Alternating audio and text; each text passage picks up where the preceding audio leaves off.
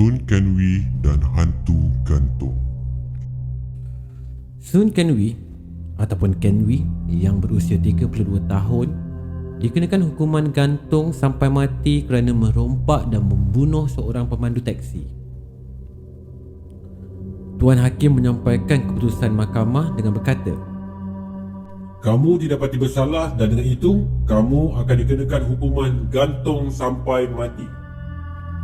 lututnya tiba-tiba tersentak-sentak dan kakinya terasa longlai. Badannya menggeletar, lalu dia terduduk dalam kandang pesalah dan menangis terisak-isak. Dia terpaksa diangkat oleh 2 orang pegawai polis yang mengawalnya dan dipapah keluar dari kandang pesalah dalam keadaan yang masih terisak-isak. Ibunya yang hadir di mahkamah bersama-sama dengan isterinya meraung dan meratap. Kenwee, jangan tinggalkan mak. Mak mahu mati bersamamu. Bawalah mak bersamamu, Kenwee.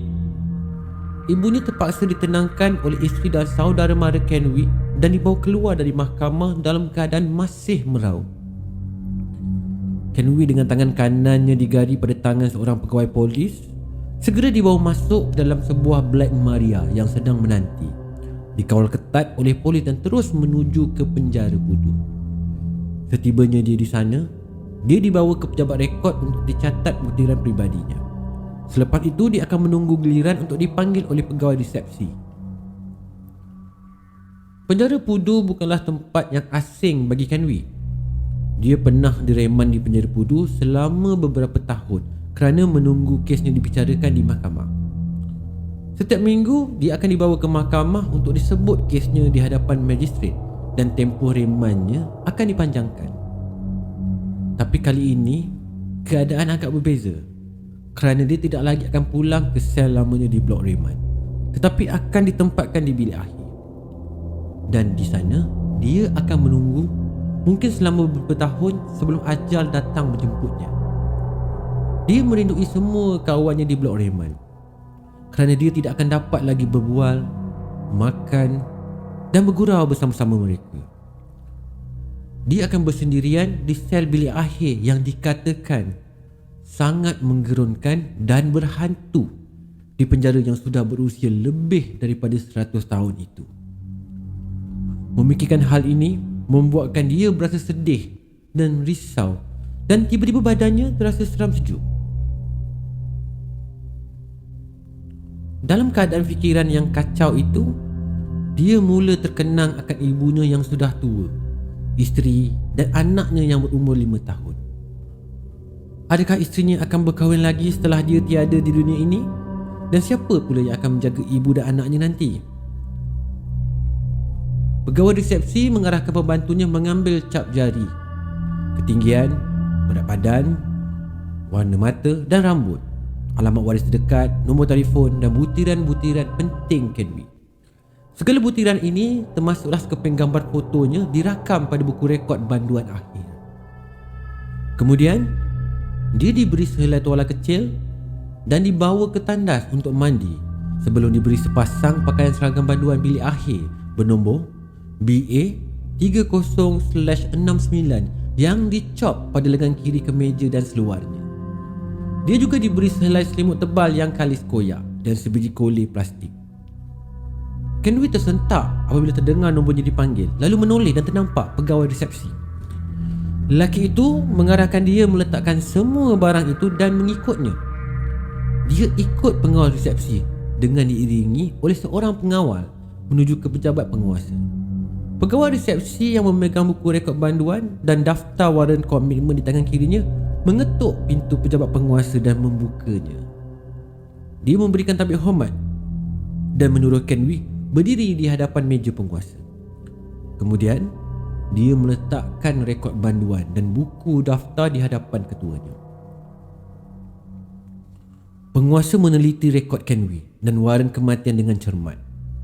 Kemudian dia mendongak dan memandang banduan yang bakal dihukum gantung sampai mati itu dan melalui seorang jurubahasa Cina berkata, Su Kenwee, banduan yang dihukum gantung sampai mati bernombor 30/69. "Saya tuan," jawab Kenwee. Penguasa membaca waran komitmen dan waran hukuman mati kepada Kenwi secara terperinci. Dan selepas itu, dia membaca butiran yang tercatat pada rekod banduan dan bertanya, Adakah kamu faham apa yang dibaca? dan Kenwi mengiyakan. Mulai sekarang, kamu akan dikenali dengan panggilan BA30/69 kerana semua banduan dipanggil mengikut nombor dan bukan nama. Kamu dibenarkan membuat rayuan terhadap hukuman yang dikenakan ke atas kamu. Oleh sebab proses ini memakan masa, kamu dinasihati supaya berkelakuan baik semasa berada di bilik akhir. Keluarga terdekat dibenarkan melawat kamu sekali dalam sebulan. Faham? Faham tuan? Jawab Kenwi. Kenwi dibawa ke pejabat resepsi dan diarahkan masuk sebuah sel terbuka sementara menunggu dihantar ke bilik akhir. Makan tengah hari diberikan, namun dia tidak ada selera dan berasa sangat letih selepas perbicaraan yang panjang di mahkamah. Semasa menunggu di sel, dia terdengar bermacam-macam cerita hantu di bilik akhir yang menyeramkan daripada banduan yang juga menunggu giliran untuk dibawa ke sel masing-masing selepas dikunjungi oleh saudara mara dan peguam mereka. Cerita-cerita sebegini sudah tentulah membuatkan Kenwi semakin cemas. Pada jam 2.30 petang, 2 orang warden yang berbadan sasa datang bersama-sama dengan seorang pegawai resepsi. Kenwi dibawa ke sel di bilik akhir. Dia disambut oleh sarjan bilik akhir yang sedang bertugas yang mencatat semua butiran banduan di buku pendaftaran blok. Kenwi dihantar ke sel nombor 1 yang kononnya dikatakan paling berhantu di bilik akhir. Bilik akhir terdiri pada 20 buah sel dalam 2 deret. Ada 10 buah sel di setiap deret. Tapi pada masa itu, 19 buah sel sudah dihuni oleh banduan yang menunggu digantung ataupun menunggu rayuan. Hanya tinggal sebuah sel sahaja yang tidak digunakan selama ini, semenjak seorang banduan menggantung dirinya lebih kurang 3 tahun yang lalu. Sel itu telah dijadikan stor yang digunakan oleh tukang cuci untuk menyimpan mop, penyapu, baldi dan sebagainya. Sebelum ini, ada beberapa orang warden yang bertugas pada sebelah malam dan banduan-banduan dari sel lain pernah mengadu yang mereka terdengar orang batuk-batuk dan lemas seolah-olah dicekik daripada sel nombor 1. Terutamanya pada sebelah malam ketika hujan turun. Menurut cerita, seorang penjual daging berbangsa Cina yang gemuk dihukum gantung sampai mati kerana membunuh rakan niaganya akibat perselisihan faham. Akibat tertekan kerana terpaksa menunggu waktu yang lama untuk mendapatkan keputusan rayuan, dia telah menggantung dirinya di sel itu. Sejak itu, rohnya sering mengganggu banduan di bilik akhir. Kenwi merupakan banduan akhir yang ke-20 di bilik akhir itu. Semua sel sudah berpenghuni kecuali yang digunakan oleh tukang cuci yang kini sedang mengosongkan bilik itu untuknya. Semasa menunggu sel itu disiapkan, dia terdengar banduan yang menghuni di sel sebelah sel nombor 1 menjerit, "Kita ada orang baru!" Lalu banduan-banduan lain pun bertepuk, mengalu-alukan kedatangan Kenwi ke lubuk puaka itu. Seorang lagi banduan yang menghuni sel di hadapan pula berkata, Kamu dulu yang akan pergi ke neraka. Penunggu sel itu akan bunuh kamu. Banduan-banduan lain ketawa berdekah-dekah dan bertepuk tangan. Mereka bernyanyi beramai-ramai sehinggalah sarjan tiba dan dengan suara yang garang menjerit, "Diam!" Sarjan itu membuka pintu sel dan menyuruh Kenwi masuk. Kemudian pintu besi itu ditutup semula. Kenwi memandang sekeliling. Tempat itu tidak ada bezanya dengan sel di blok Reman yang pernah dikongsi dengan 4 orang banduan. Bezanya, di sini dia seorang diri. Di sel itu hanya terdapat sebidang tilam span setebal 2 inci dan sebiji bantal span yang kecil. Di suatu sudut terdapat sebuah baldi najis dan sebuah baldi kecil yang berisi air. Dia meletakkan tuala kecil, selimut dan kolej yang diberikan kepadanya di atas katil dan duduk.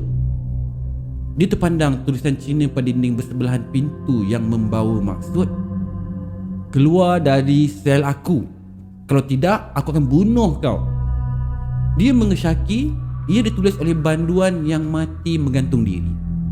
Secara tiba-tiba jugalah badannya terus menggeletar. Dia berasa cemas dan takut. Dia dapat merasakan kehadiran sesuatu yang sedang merenungnya dengan marah. Dia kuatkan semangat, seolah-olah macam tidak ada apa-apa pun yang berlaku, walaupun bulu romanya dah pun meremang dan badannya berpeluh dingin. Dia menyahkan fikiran karut itu, dan oleh sebab dia terasa sangat letih, dia pun baring di atas katilnya lalu terlelap. Dia kurang pasti sama ada dia bermimpi ataupun tidur ketika itu, tapi dia terasa dadanya ditindih oleh sesuatu yang berat. Terhidu bau babi yang mendengus dengan kuat. Dia sukar bernafas, namun dia berusaha untuk melawannya. Dia dapat merasakan ada makhluk mengempap atas badannya. Dia cuba menolak dengan sekuat-kuat hati, tetapi sia-sia. Akhirnya dia berjaya bingkas bangun. Menjerit dengan sekuat hati, dia menumbuk serta menolak lembaga itu. Dia tidak dapat berasa apa yang ditolak dan ditumbuknya, tetapi lembaga itu terus menghilang apabila ada orang mengetuk pintu dan menjerit, "Makan, makan!" Lalu pintu pun dibuka dan dia dihulur bekas makanan daripada plastik yang berisi makan malamnya. Oleh sebab Kenway terasa sangat lapar masa itu, dengan segera dia membuka penutup bekas itu sebelum warden sempat pun menutup pintu. Serentak dengan itu, Kenway pun menjerit dan berkata, "Ayah, cacing lah, gua mau nasi." Kenway berkata sambil membaling bekas itu ke lantai dan kandungan itu lalu tumpah berterabur. "Mana?" tanya warden. Kenway menuding jarinya ke arah makanan di lantai. Warden tidak nampak cacing yang dikatakan olehnya. Dia memanggil rakan sekerjanya. "Awak ada nampak cacing tak?" "Tak ada pun," jawab rakan sekerja warden ketika itu. Mendengar riuh rendah ketika itu, banduan-banduan lain pun menjerit, "Itu hantu sudah mali mah." Warden itu memanggil pembantu dapur untuk mengambil bekas makanan itu dan membersihkan nasi di lantai. Kenway diberi makanan yang lain, tetapi Kenway enggan menjamahnya kerana katanya dia tidak mahu makan cacing. Dia merayu untuk dipindahkan ke sel lain, tetapi diberitahu semua sel sudah pun penuh. Lagipun sel itu telah diperuntukkan kepadanya oleh pegawai yang bertugas, dan oleh itu warden tidak ada kuasa untuk memindahkan dia ke sel lain. Bekas makanan itu dibiarkan sahaja di situ. Pintu sel pun ditutup dan dikunci semula. Kenway berasa betul-betul kecewa, sedih, lapar dan takut. Dia merenung bekas makanan tetapi tidak sanggup membukanya kerana dia bimbang akan ada cacing sekali lagi. Ruang depan kembali sepi apabila para pembantu dapur selesai mengagihkan makanan kepada 20 orang banduan di bilik air. Ada yang makan tanpa banyak kerena dan ada yang menghamburkan makian kerana diberi makanan yang sama saban hari. Kenway duduk di lantai sekali lagi dan bersandar pada dinding. Kedua-dua belah tangan mendakap kepadanya. Dia terkenang hari-hari yang lalu ketika dia hidup bebas di luar sana. Dia bebas berbuat apa yang dia suka dan pergi ke mana sahaja yang dia mahu. Ke rumah urut, ke kelab malam, kelab karaoke, judi dan rumah pelacur, ke mana sahaja. Dan dia bebas makan apa sahaja yang dia suka, terutama sekali hidangan kegemarannya, bak kutih. Dia berasa menyesal membunuh pemandu teksi itu. Dia berbuat begitu kerana dia perlu wang untuk membayar hutang akibat berjudi. Tiba-tiba dia terdengar bunyi tapak kaki. Pengawal sedang membuat rondaan dari sel ke sel dan akan mengintai melalui bukaan yang kecil di atas pintu untuk memantau dan mengira bilangan banduan. Kemudian dia akan melaporkan kepada pegawai yang bertugas pada malam itu yang semuanya dalam keadaan baik dan terdapat 20 orang banduan akhir di bilik akhir masing-masing. Kerana pernah meringkuk dalam penjara selama beberapa tahun, Kenway tahu lampu sel akan dipadamkan pada jam 9 malam, kecuali lampu di ruang depan yang cahayanya dapat masuk ke sel melalui ruang udara di atas pintu. Suasana dalam sel terasa merimaskan. Kenway bingkas bangun dan berjalan beberapa langkah ke katilnya dan duduk di situ. Berbekalkan cahaya yang suram daripada lampu di luar, dia mencari kolenya, tapi sukar untuk dia mencarinya. Ketika itu dia terasa amatlah letih, lapar dan takut kerana dia dapat rasakan yang dia bukan seorang diri di dalam sel itu, tetapi ditemani makhluk gaib. Dia terasa ada sesuatu yang tinggal bersama-samanya, tetapi dia langsung tidak terdaya untuk berbuat apa-apa. Dia merebahkan kepala di bantal tetapi tidak dapat tidur. Dengan tiba-tiba, hidungnya terhidu bau kuih tiaw goreng. Bau yang dibawa angin daripada restoran yang tidak jauh daripada penjara. Perutnya berkeroncong dan air liur memenuhi mulutnya.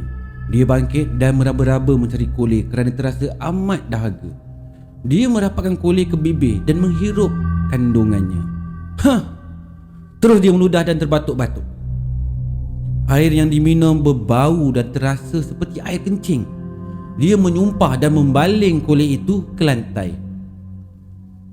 Pengawal yang bertugas di bilik akhir sudah lali dengan maki hamuan banduan yang tertekan dan bosan, yang geram kerana terpaksa menunggu lama untuk mendengar keputusan rayuan mereka, dan berbagai lagi masalah yang berada di dalam sel. Mereka sering menjerit, meraung, menangis, merintih, ketawa terbahak-bahak, menyanyi, bercakap seorang diri dan membaling kolej ke dinding. Mereka melakukan semua ini kerana sudah berputus asa dengan kehidupan. Para warden dan pegawai tidak mampu berbuat apa-apa pun. Bagaimana mahu bertolak ansur dengan orang yang sudah hilang harapan untuk teruskan hidup? Banduan situ seringkali mengigau dan diganggu hantu dan makhluk halus, ataupun dirasuk pontianak dan hantu raya. Oleh itu, para pengawal hanya mampu memekakkan telinga sahaja. Selagi mereka tidak nampak hantu ataupun makhluk halus dengan mata kepala mereka sendiri, diorang hanya memekakkan telinga. Kalau mereka tidak berbuat begitu, sudah tentu mereka juga akan menjadi sewel. Kenwi yang murung terbaring di atas katil dan merenung siling. Dia ternampak bayang-bayang yang menyeramkan bergerak di bilik yang kelam itu, tapi kurang pasti apakah benda itu. Dia terus merenung. Tiba-tiba angin dingin menerpa masuk melalui tingkap. Sekali-sekala dia terdengar bunyi guruh dan ternampak kilat menyambar melalui tingkap. Dia terhidu sesuatu seakan-akan bau babi dan asap colok yang digunakan oleh orang Cina untuk sembahyang. Dia hairan kerana dia betul-betul pasti tidak ada kandang babi pun di sekitar penjara Pudu. Bau colok itu mungkin boleh datang daripada rumah orang Cina yang berhampiran. Tetapi persoalannya, bagaimana asap boleh masuk ke dalam selnya? Oleh sebab terlalu letih dan mengantuk, dia tidak mengindahkan itu semua lalu terlena. Pada suatu malam Jumaat, sejurus selepas tengah malam, ketika itu hujan turun dengan lebatnya dan disusuli dengan guruh dan kilat. Tiba-tiba, Kenwi terjaga daripada tidur. Dia sangka selnya bocor kerana ada air yang menitis dari tingkap dan terkena kepalanya. Tapi air itu berbau hancing. Dia mendongak dan terlihat ada satu lembaga berbentuk seorang lelaki yang berbadan kempal, berpakaian seluar yang disediakan oleh penjara, tidak berbaju, perutnya buncit dan ada seutas tali melilit lehernya. Lelaki itu tergantung daripada palang besi tingkap. Lelaki itu memancutkan kencingnya ke arah Kenwi dan pada masa yang sama, dia menyepak muka Kenwi dengan kedua-dua belah kakinya yang terasa dingin. Lidahnya terjelir dan dengan suara yang tercekik-cekik dan terbatuk, dia berkata, Keluar dari sini. Keluar. Lembaga itu sangat hodoh dan menggerunkan. Kenwi menjerit sekuat hati, tetapi kepalanya ditendang dengan kuat oleh lembaga itu sehingga dia terdampar di lantai dan pingsan. Pada pukul 6 keesokan harinya, lampu sel pun dinyalakan dan Kenwi dikehendaki bangun untuk membolehkan warden menghitung jumlah banduan. Warden yang bertugas pada shift pagi membuka pintu sel satu demi satu dan para banduan pun keluar daripada sel masing-masing sambil membimbit baldi yang mengandungi najis dan duduk bertinggung di depan sel masing-masing. Semasa warden sedang mengira jumlah banduan, pengawal yang bertugas mendapati tidak ada banduan berada di depan sel nombor 1. Pegawai itu memanggil BA20 beberapa kali, tetapi tidak ada jawapan dan tidak ada suara yang kedengar daripada sel tersebut. Oleh yang demikian, pegawai itu pun mengarahkan seorang warden untuk masuk ke dalam sel itu untuk menyiasat. Warden tersebut membuka pintu sel dan melangkah masuk ke dalam. Dia terkejut melihat penghuni sel itu terdampar di lantai di sisi katilnya.